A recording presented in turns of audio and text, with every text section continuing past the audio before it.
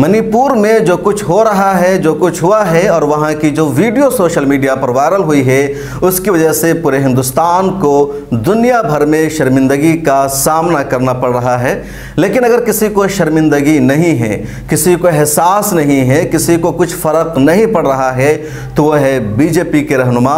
उनके बयानात को देखिए, उनके स्टेटमेंट को देखिए, टीवी चैनलों पर होने वाली डिबेट को सुन लीजिए तो ऐसा लगता है कि हिंदुस्तान में कुछ हुआ ही नहीं, ना कुछ फ़र्क पड़ा है। और दरअसल उनको रास्ता दिखा दिया था वज़ीर-ए-आज़म नरेंद्र मोदी ने कि मणिपुर का जिक्र करने से पहले उन्होंने बंगाल, छत्तीसगढ़ और राजस्थान का जिक्र कर दिया, जबकि इन तमाम सूबों में जो घटनाएं पेश आई है और मणिपुर में जो कुछ हुआ है उसका आपस में कोई मुआवजा नहीं, कोई मुकाबला नहीं।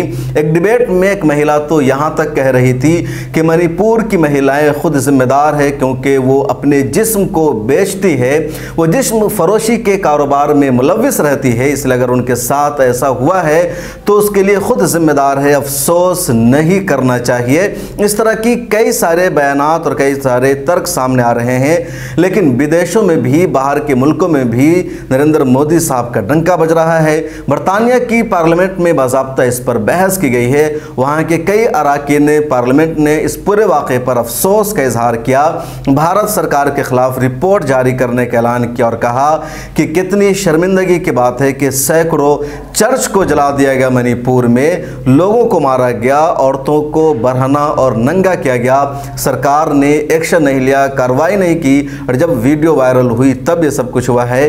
दुनिया भर के बड़े बड़े अखबारात और मीडिया हाउसेस ने भी इस सिलसिले में रिपोर्ट लिखा है और सबने अपना अपना अंदाज दिखाया है। कुछ अखबारात की रिपोर्ट्स मैं आपको बताता हूँ। CNN अमेरिका का बहुत बड़ा टीवी चैनल माना जाता है। CNN ने इस घटना का जिक्र करते हुए अपनी रिपोर्ट में ये लिखा है, मणिपुर से परेशान करने वाली वीडियो सामने आई है जिसमें भीड़ 2 महिलाओं को नंग करके उनका जुलूस निकाल रही है। CNN ने अपनी रिपोर्ट में यह भी कहा कि घटना 4 मई की है, लेकिन वीडियो वायरल होने के बाद मुजरिमों की गिरफ्तारी की गई है।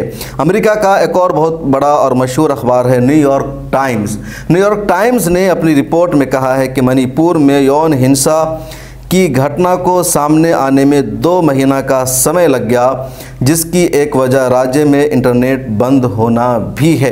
इस अखबार ने आगे अपनी रिपोर्ट में लिखा है, हिंसक नस्लीय झड़पों के दौरान जानकारी के प्रसार को रोकने के लिए इंटरनेट बंद करना सरकार की रणनीति बनती जा रही है। यानी सरकार ने इंटरनेट बंद कर रखा था जिसकी वजह से ताख़ीर हुई। इस तरह के कई अखबारात ने लिखे हैं। इसी तरह बरतानिया का बड़ा अखबार है द गार्जियन, उसने अपनी रिपोर्ट में लिखा है, मणिपुर में नस्लीय हिंसा का इतिहास भारत की 1947 में मिली आज़ादी से भी पुराना है। इस अखबार ने आगे लिखा है कि हिंसा से पहले भी मैती और कुकी समुदायों के बीच कई बार हिंसा हो चुकी है। यानी इससे पहले भी जो कुकी और मैती समाज के अंदर हिंसा है वो होती रही है। इस अखबार ने अपनी रिपोर्ट में जो सबसे बड़ा दावा किया बहुत ही हैरान करने वाला है और वो ये है कि ताज़ा हिंसा के बाद कुकी लोगों की अपने लिए अलग राज्य की मांग भी फिर से ज़ोर पकड़ने लगी है। और अब कुकी समूह का कहना है कि जब तक वो अपने लिए अलग राज्य नहीं बना लेते हैं वो लड़ाई बंद नहीं करेंगे। अब जानते हैं कि मणिपुर में कुकी और मैती समाज के दरमियान लड़ाई हो रही है। मैती समाज का मतलब हिंदू और कुकी समाज का मतलब ईसाई है। कुछ अलग भी एक दो इधर हो सकते हैं। कुकी आदिवासी भी कहलाते हैं। इन दोनों ग्रुप में लड़ाई हो रही है। पिछले दिनों भी दोनों ग्रुप में लड़ाई हुई थी और अब द गार्जियन का दावा है कि कुकी समाज अपने लिए एक अलग स्टेट की मांग करेंगे।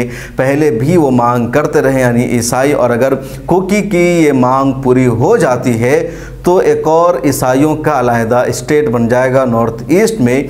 द गार्जियन ने बड़े वसूख के साथ लिखा है कि कुकी इससे पहले भी अपने लिए अलग स्टेट की मांग करते रहे हैं और ताज़ा हिंसा तशद्दुद के बाद वो अपनी लड़ाई बंद नहीं करेंगे जब तक वो अपने लिए एक अलग स्टेट और राज्य नहीं बना लेते हैं। मणिपुर वायलेंस के बारे में आपकी क्या राय है, कमेंट सेक्शन में लिखकर बताइएगा। मिल्लत टाइम्स को आपकी ज़रूरत है, हमारी आप माली मदद करें।